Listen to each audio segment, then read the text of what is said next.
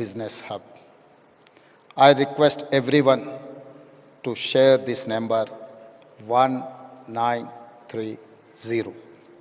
It's a 24/7 cyber helpline. Once again, 1930. It's a 24/7 cyber helpline. Telangana is one of few states with a fully operational cyber security bureau and a dedicated cybercrime helpline to protect citizens. We launched 7 new specialized cybercrime police stations in last year.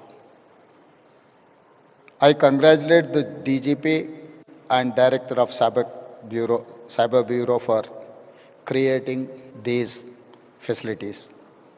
I congratulate DG CSB team for organizing this event, which will enable collaboration between police, academia, and experts.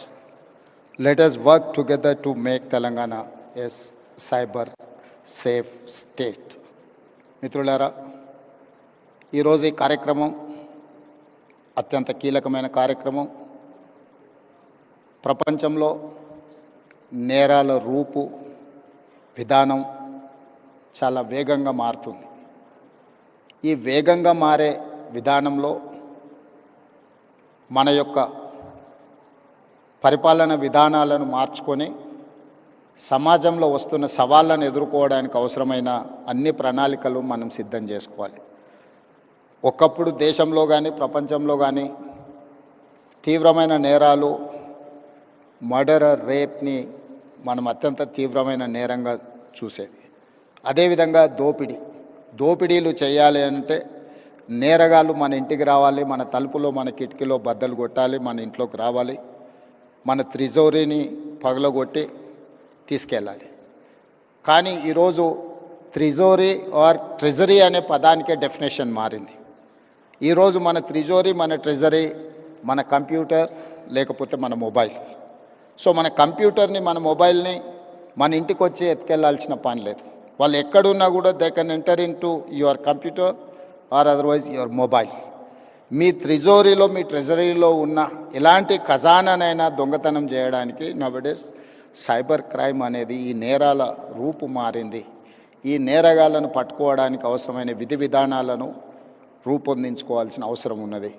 ఈ విధి విధానాల రూపకల్పనలో cyber city 25 సంవత్సరాల క్రితమే మనం హైదరాబాద్లో ఏర్పాటు చేసుకున్నాం.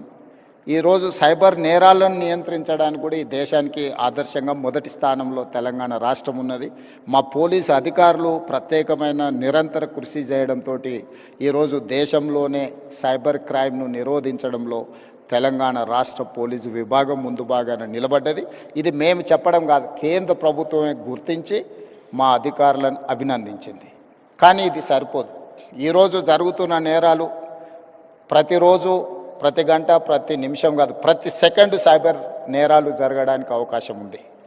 వీటిని నియంత్రించాల్సిన బాధ్యత మనందరి మీద ఉన్నది. గతంలో పోలీస్ వ్యవస్థ చేజింగ్ సెల్ లాగా ఉండేది. ఒక నేరం జరిగిన తర్వాత నేరగాళ్ళను పట్టుకోవడానికి అవసరమైన ప్రణాళికలు పోలీసులు సిద్ధం చేసుకునేది.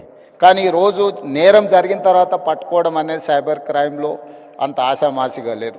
ఎందుకంటే గతంలో ఫిజికల్ క్రైమ్ అనేది within the state, within the village or within the ఏరియాలో జరిగేది. సైబర్ క్రైమ్ అనేది sky is the limit for crime.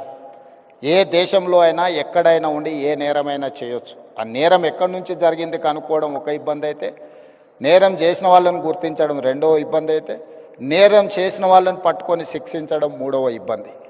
ఇన్ని రకాల ఇబ్బందుల నేపథ్యంలో నేరం జరగకుండా నిరోధించాల్సిన బాధ్యతనే మన పోలీస్ వ్యవస్థ మీద ఉన్నది. ఈ పోలీస్ వ్యవస్థ కూడా ఒక రాష్ట్రానికి పరిమితమైన విధానాలతో మనం ముందుకు వెళ్ళలేం. ఈరోజు దాదాపుగా 14 రాష్ట్రాలకు సంబంధించిన పోలీస్ అధికారులు ఈ సమావేశంలో పాల్గొన్నారు.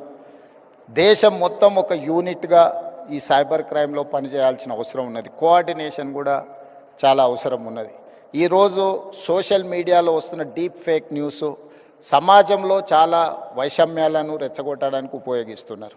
కొంతమంది సమాజంలో ఒక గందరగోళాన్ని సృష్టించి జరగని నేరాలు జరిగినట్టుగా, జరగని దాడులను జరిగినట్టుగా, లేదా ఇతర ఆలోచనలతోని ఈ డీప్ ఫేక్ న్యూస్ని స్ప్రెడ్ చేస్తున్నారు. వీటన్నిటిని కూడా సోషల్ మీడియాని కంట్రోల్ చేయడమే కాకుండా ఆర్థిక నేరాలను కూడా ఈరోజు నియంత్రించాల్సిన అవసరం ఉన్నది. వీటన్నిటి నేపథ్యంలో తెలంగాణ స్టేట్ సైబర్ క్రైమ్ డిపార్ట్మెంట్కి సంబంధించి ప్రత్యేకంగా డీజీపీ శిఖా గోయల్ గారు, అదేవిధంగా సైబరాబాద్ కమిషనర్ అవినాష్ మహాంతి ఒక మంచి షీల్డ్ 2025 కార్యక్రమాన్ని ఏర్పాటు చేసి ఇందులో ఎక్స్పర్ట్స్ని, ఇతర రాష్ట్రాలకు సంబంధించిన అధికారులను చాలామందిని ఇందులో పాల్గొనే విధంగా చేసి ఒక కోఆర్డినేషన్, ఒక connecting bridge with in the states, with in the country, with in the departments చేయడానికి ఏదైతే ప్రయత్నం చేస్తున్నారో ఇది first initiative, very best initiative. I wanted to congratulate them.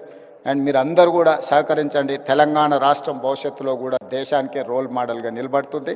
తప్పకుండా సైబర్ నేరాలను నియంత్రించడంలో ఈ దేశానికే తెలంగాణ రాష్ట్రం ఆదర్శంగా ఉంటుంది అని తెలియజేస్తూ మీ అందరి దగ్గర సెలవు తీసుకుంటున్నాను. ధన్యవాదాలు.